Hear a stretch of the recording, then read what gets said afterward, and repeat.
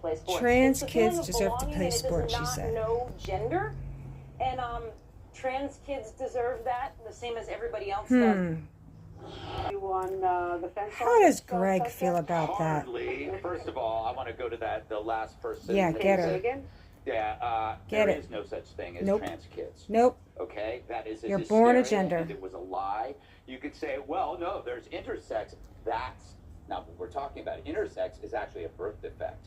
So if you want to count Hermaphrodite. that as trans, then trans kids is a birth defect. But it isn't because it doesn't exist. Right. I've been clear since day one on this. The surgical and pharmaceutical experimentation on children is barbaric, immoral, and criminal. If you're a Right. doctor who's performed on a child, you need to lose your license, and you should go to jail for Mm-hmm. many, many years.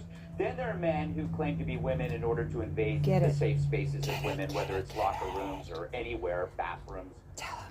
They are not trans. They're autogynephiliacs who are manifesting Autogynephiliacs. their fetish Yep. by exploiting this woke premise that they are victims.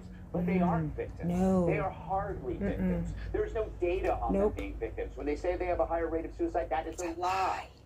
So what they are is they're gaming the system. They're exploiting people.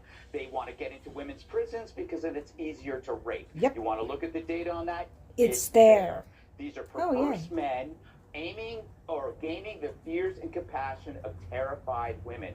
Charles, it's great to hear Charles say that. I know, Charles wish I heard Barkley. him say this Go ahead, a Charles lot more Barkley. a year ago or two when it wasn't safe, when you could be harassed Right. or threatened. You could have said it a fired little for bit sooner. speaking out. The implosion But, of you know, trans you're saying it hysteria, now. what you're seeing right now, what is allowing him to say that, shows you what happens when brave people share the risk.